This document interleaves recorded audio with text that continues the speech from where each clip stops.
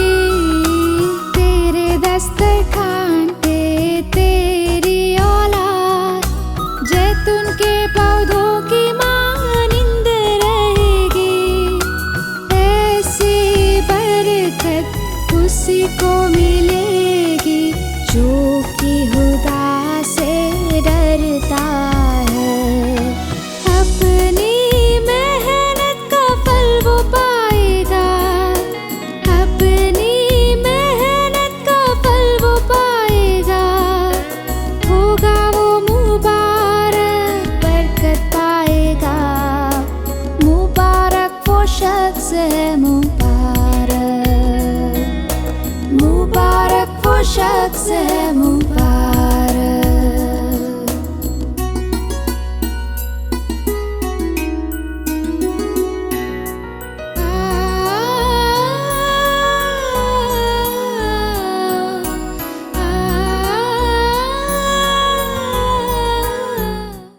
प्यारे भाइयों और बहनों, अगापे सुसमाचार सेवका की ओर से सत्यम सत्यम सत्यम कार्यक्रम के माध्यम से हम आपके लिए परमेश्वर का वचन लेके आया है। प्रिय भाई बहनों को प्रभु यीशु मसीह के नाम में नमस्कार।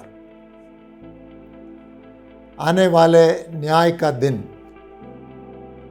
इस विषय के ऊपर कुछ महत्वपूर्ण बातों को आपके सामने मैं रखना चाहता हूँ।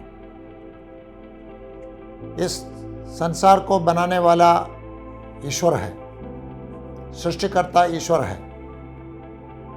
लेकिन जब इस दुनिया में हम अन्याय देखते हैं तो हमारे मनों में सवाल उठता है कि ईश्वर क्यों कुछ नहीं कर रहा है। जब कानून नियम का उल्लंघन होता है, क्यों ईश्वर तुरंत तत्काल हस्तक्षेप नहीं करते हैं। ये सवाल हमारे मनों में उठ आता है। और इस संसार में हम देखते हैं कि अच्छा कार्य करने वाले दुख सहते हैं और बुरे कार्य करने वाले उनकी उन्नति होती है।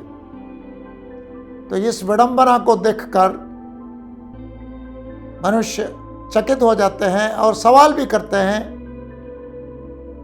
कि ईश्वर सही नहीं कर रहा है, या प्रश्न उठाते हैं ईश्वर क्यों चुप रहता है।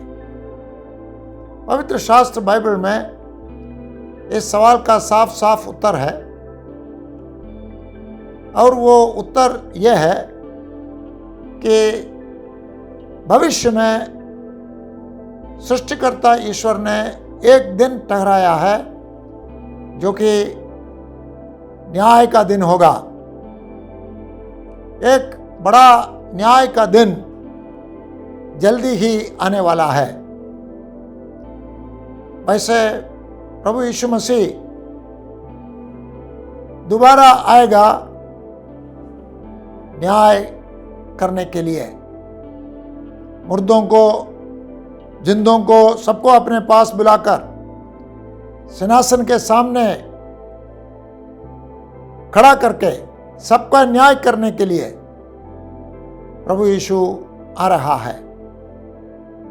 यूहन्ना रचित सुसमाचार में हम देखते हैं कि न्याय करने का कार्य पिता ने पुत्र को यानी प्रभु यीशु मसीह को दिया है।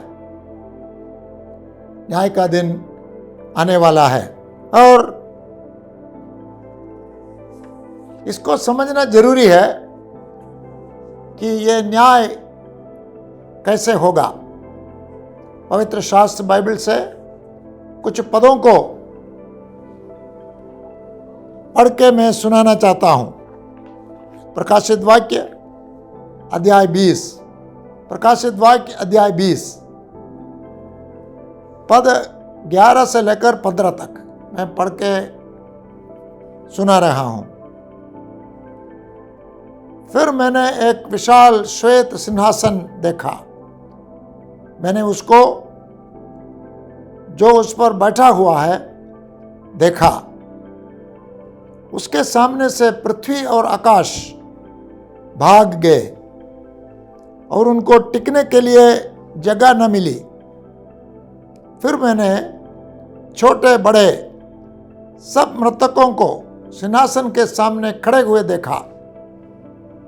पुस्तकें खोली गई। फिर एक और पुस्तक खोली गई, अर्थात जीवन की पुस्तक। जैसे उन पुस्तकों में लिखा हुआ था, उनके कामों के अनुसार मृतकों का न्याय किया गया। समुद्र ने उन मृतकों को जो उनमें थे दे दिया। मृत्यु और अधोलोक ने उन मरे हुओं को जो उनमें थे दे दिया। उनमें से हर एक के कामों के अनुसार उनका न्याय किया गया। मृत्यु और अधोलोक भी आग की झील में डाले गए। ये आग की झील दूसरी मृत्यु है। जिस किसी का नाम जीवन की पुस्तक में लिखा हुआ ना मिला, वो आग की झील में डाला गया। इन पदों में हम आने वाले न्याय के विषय बहुत कुछ जानते हैं। जैसे कि पहली बात यह है कि ईश्वर खुद सिंहासन पर बैठकर न्याय करता है। कोई आदमी नहीं, ईश्वर खुद। इस संसार में जब न्याय का कार्य चलता है, सब लोग चिंतित रहते हैं कि कौन न्याय करेगा, क्योंकि सब लोग न्यायपूर्वक कार्य नहीं कर पाता। यह बड़ा न्याय का दिन जब आएगा, न्याय के सिंहासन पर बैठा हुआ ईश्वर ही है, प्रभु यीशु मसीह ही है। सो हर प्रकार से न्याय सही होगा, इस पर हम भरोसा रख सकते हैं। आपका न्याय, मेरा न्याय, संसार का न्याय, अंतिम न्याय, भविष्य में न्याय सृष्टिकर्ता ईश्वर खुद करेगा। दूसरा बिंदु है कि यह बड़ा न्याय संसार के अंत में होगा। अब नहीं चल रहा है, संसार के अंत में होगा। पढ़े हुए वाक्यों में हमने देखा कि पृथ्वी और आकाश दूर चला गया। संसार का अंत जब होगा तभी ये न्याय होगा। और एक तीसरी बात हम समझते हैं इन पदों में से, वो ये है कि मृतक भी जिंदा होकर सिंहासन के सामने खड़े किए गए हैं। संसार में लोग समझते हैं कि मृत्यु के साथ एक व्यक्ति का जीवन समाप्त हो जाता है। मृत्यु को समझते हैं कि जिसकी मृत्यु हो गई वो खत्म हो गया, लेकिन ऐसा नहीं होता। मृत्यु के समय मनुष्य के शरीर से आत्मा अलग हो जाती है और ईश्वर के पास चली जाती है। ईश्वर अपनी इच्छा के अनुसार आत्माओं को रखते हैं। अंतिम न्याय जब होगा तब मृतक आत्माओं को शरीर मिल जाता है और शरीर में होकर न्याय सिंहासन के सामने खड़े होते हैं। कुछ लोग समझते हैं कि अपने पापों से बचने के लिए खुदकुशी करे तो मैं बच जाऊंगा, कोई कुछ नहीं कर पाएगा। मृत्यु के बाद कौन क्या कर पाएगा? पुलिस भी कुछ नहीं कर पाएगी, आपका दुश्मन भी कुछ नहीं कर पाएंगे। लेकिन प्रभु के हाथों से, प्रभु के न्याय के सिंहासन से मृत्यु भी हमको नहीं बचाएगी। मृतक जिंदा होकर न्याय के सिंहासन के सामने खड़े हैं। और तीसरी बात हम देखते हैं कि उसमें छोटे बड़े सब खड़े हैं। इस संसार में ज्यादातर हम देखते हैं कि बड़े बड़े लोग बड़ा अन्याय करते हैं फिर भी बच जाते हैं, क्योंकि उनके पास धन संपत्ति है, वो रिश्वत भी दिला सकते हैं, उनके पास प्रभावशाली नेता अगुए रहते हैं, अधिकारी लोगों को और न्याय करने वालों पर भी वो प्रभाव डाल सकते हैं। लेकिन जब ईश्वर की ओर से न्याय होगा, अंतिम न्याय में छोटे बड़े सब खड़े रहेंगे और सबका न्याय होगा। ईश्वर की सेना से कोई भाग नहीं निकल सकता है। यहाँ पर दुनिया में अपराध करने के बाद अपराधी को कभी कभी पुलिस भी पकड़ नहीं सकती है, वो बचे रहते हैं। लेकिन ईश्वर के सेना से कोई बच नहीं सकता। छोटे बड़े सब सिंहासन के सामने खड़े हैं। यह दृश्य बड़े रुचिकर होगा।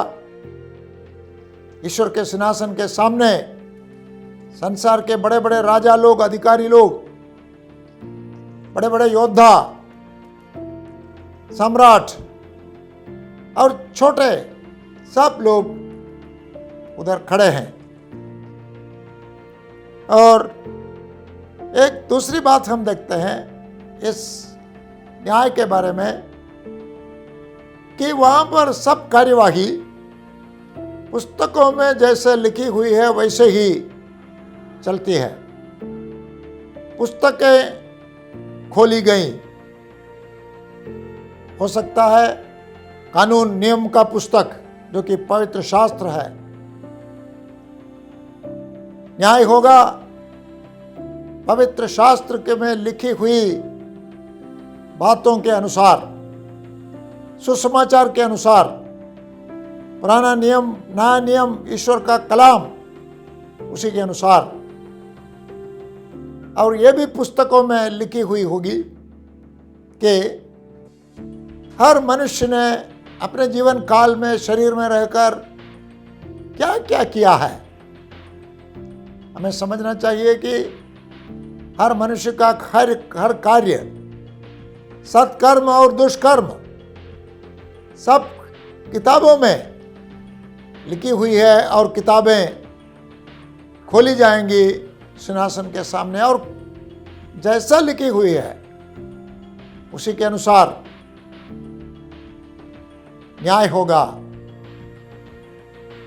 वैसे अफवाह के अनुसार नहीं, किसी गलत धारणा के अनुसार नहीं,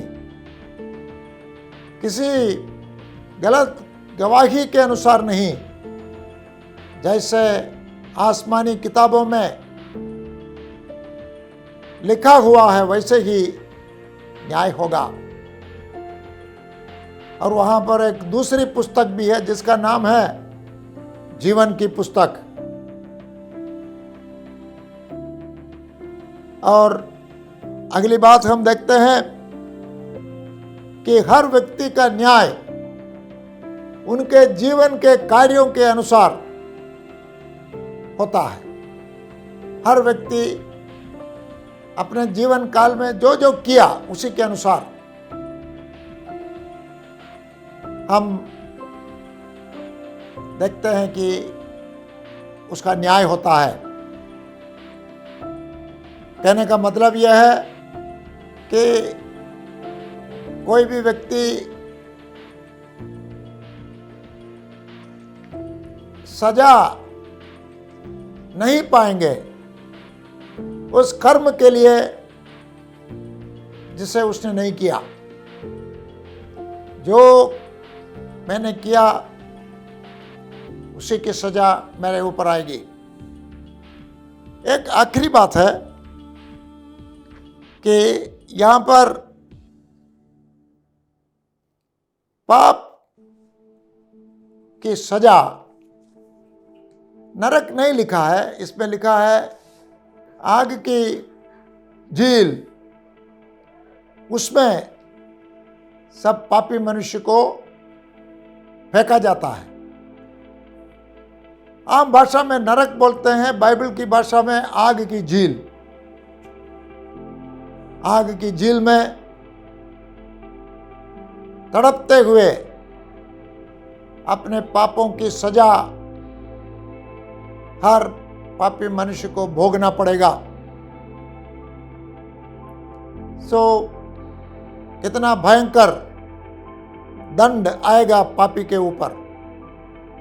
हाँ, गलत नहीं समझना कि सबको बराबर दंड मिलेगा, ऐसा भी नहीं है। जैसे पुस्तकों में लिखा हुआ है वैसे ही दंड होगा। हर व्यक्ति को अपने कर्मों के अनुसार। एक आखिरी बात हम यहां पाते हैं, वो ये है कि कुछ लोग बच जाते हैं। आग की झील से बचकर रहने वाले कुछ भाग्यशाली धन्य लोग हैं। वे कौन हैं? जिनका नाम जीवन के पुस्तक में लिखा हुआ हो। केवल वही बचते हैं, क्योंकि हम लोग जानते हैं कि सब पाप करते हैं। कोई एक व्यक्ति भी नहीं होगा जो पाप नहीं करते हैं। और पाप करने वाले सजा भोगने के लिए आग की झील में फेंके जाते हैं। बचने के लिए मार्ग यही है कि आपका नाम जीवन की पुस्तक में पाया जाए। तो सवाल यह है कि मैं क्या कर सकता हूं कि मेरा नाम जीवन की पुस्तक में लिखा जाए। बाइबल पवित्र शास्त्र साफ साफ कहता है कि जो प्रभु यीशु मसीह के पास उद्धार पाने के लिए इच्छुक होकर आता है, उसमें से किसी को भी प्रभु त्यागेगा नहीं, छोड़ेगा नहीं। जो भी मनुष्य उद्धार पाना चाहते हैं, आग की झील से बचना चाहते हैं, उस व्यक्ति के लिए कर्तव्य यही है कि पहले वो अपने आप को जांचे और अपने आप को समझे कि मैंने पाप किया है, पाप के कारण मैं दंड के लायक हूं, पाप के दंड से मैं अपने आप को बचा नहीं सकता, पाप के दंड से मुझे बचाने वाला केवल ईश्वर है। और यह समझना कि प्रभु यीशु जब उसके पास एक भी पाप नहीं था, एक बड़े पापी के समान पाप की सजा क्रूस पर सही, सो प्रभु यीशु मसीह को पाप नाशक, पाप को हरने वाला, पाप को हमसे दूर करने वाला समझना है। प्रभु यीशु पर विश्वास करना कि प्रभु यीशु ने मेरे लिए मारा गया, मेरे लिए गाड़ा गया, मेरे लिए प्रभु यीशु जिंदा हो गया, प्रभु यीशु मेरा उद्धार करता है। और प्रभु यीशु की शरण में आए तो ऐसे व्यक्ति को प्रभु यीशु जरूर बचाएगा, उसका नाम जीवन के पुस्तक में जरूर लिखा जाएगा और अंतिम बड़े न्याय के दिन वे बचे रहेंगे आग की झील से। यही मार्ग है। बाइबल पवित्र शास्त्र कहता है कि आसमान के नीचे, धरती के ऊपर उद्धार पाने के लिए एक ही नाम है, एक ही मार्ग है, वो है प्रभु यीशु मसीह। अपने पापों को अंगीकार करते हुए, उसको छोड़ने के लिए तैयार होते हुए, प्रभु यीशु मसीह के पीछे चलने के लिए समर्पण के साथ आज ही आप प्रभु यीशु मसीह के पास आइए। आपके पापों के लिए प्रभु यीशु के पास समाधान है। प्रभु यीशु आपके पास जब है, आप आग की झील में नहीं पड़ेंगे। आपको बचाने वाला प्रभु यीशु मसीह है। प्रभु यीशु को आज ही ग्रहण करना।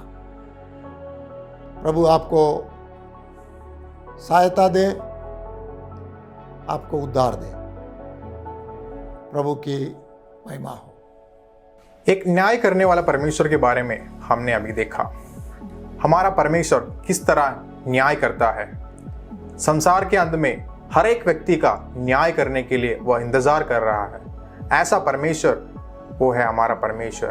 तो न्याय तो सबका ही होगा, क्या बड़ा क्या छोटा, क्या गरीब क्या अमीर, सबका न्याय परमेश्वर करने वाला है। ऐसा परमेश्वर है हमारा परमेश्वर। ये हमने अभी बात देखा। हमने देखा हर एक इंसान पापी है और हर एक इंसान का पाप का मजदूरी तो मिलने वाला ही है, और वो है अनंत काल का नरक। एक नरक जिसमें जो आग, कभी ना बुझने वाला आग, ऐसे आग में जाने वाले थे हम, लेकिन हमारे पापों के खातिर वो मारे गए, गाड़े गए और तीसरे दिन जी उठे। जिनका नाम जीवन के पुस्तक में लिखा गया है वही बच जाएगा, सिर्फ वही बच जाएगा, बाकी सब आग में डाल दिए जाएंगे। जीवन का पुस्तक में नाम लिखे जाने के लिए हमें क्या करना चाहिए? देखिए, हमने आज देखा कि हमें उस परमेश्वर को अंगीकार करना चाहिए जिस परमेश्वर इंसान बनकर हमारे पापों की खातिर मारे गए, गाड़े गए और तीसरे दिन जी उठे। उसी से हमें उद्धार मिलेगा, उसी से हमारा नाम जीवन के पुस्तक में लिखा जाएगा और वहीं से हमें उद्धार मिलेगा, हमारा पापों से छुटकारा मिलेगा। तो आइए आज ही हम उस परमेश्वर की ओर देखें, आज ही अंगीकार करें कि हमारा परमेश्वर जो न्याय करने वाला परमेश्वर है, उन्होंने हमारे लिए कुर्बान हुआ, हमारे लिए हमारे पापों के खातिर मारे गए, गाड़े गए और तीसरे दिन जी उठे। ऐसा परमेश्वर है हमारा परमेश्वर। ये हम आज ही अंगीकार करना चाहिए हमें आज के दिन ही। तो आइए हम सिर झुकाकर हमारे परमेश्वर के सामने आए और प्रार्थना करें। प्यारे प्रभु खुदा, हमने देखा कि आप न्याय करने वाला परमेश्वर है प्रभु जी, लेकिन प्रभु आप हमारे पापों को क्षमा करने वाला परमेश्वर भी है प्रभु जी। प्रभु आप हमें हमारे पापों से छुटकारा मिलने के लिए आप इस धरती पर आए, इंसान बनकर जिए प्रभु, और आपने एक कष्ट का, दुख का, मृत्यु उठा लिया।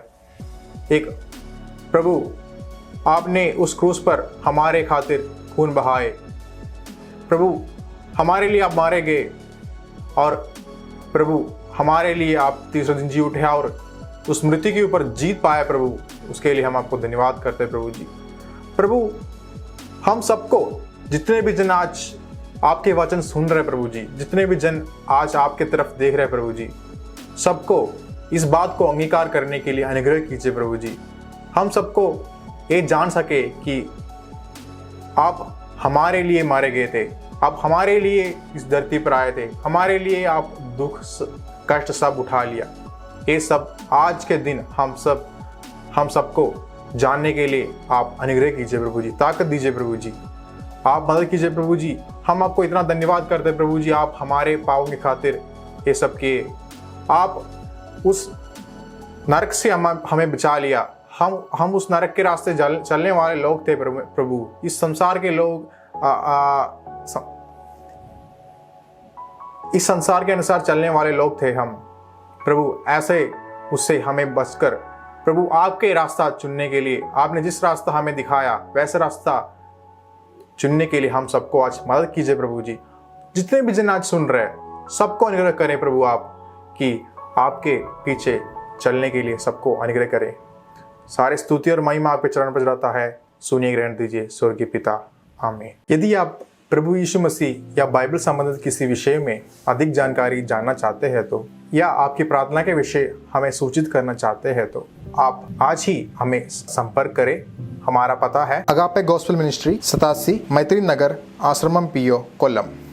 हमारा ईमेल ID satyamsatyamai@gmail.com। आप हमें फ़ोन या व्हाट्सएप के माध्यम से भी संपर्क कर सकते हैं। हमारा फ़ोन नंबर है 9645236648। इस प्रकार के और भी वचन सुनने के लिए हमारा YouTube चैनल है सत्यम सत्यम सत्यम, या फेसबुक चैनल या सत्यम सत्यम सत्यम, उसी पर जाकर आप और वचन सुन सकते हैं। प्रभु आपके साथ रहें, परमेश्वर का नाम महिमा हो। होगी बारिश वचन की, फूल खिलेगा सच्चाई का। सत्यम सत्यम सत्यम सत्यम सत्यम सत्यम सत्यम।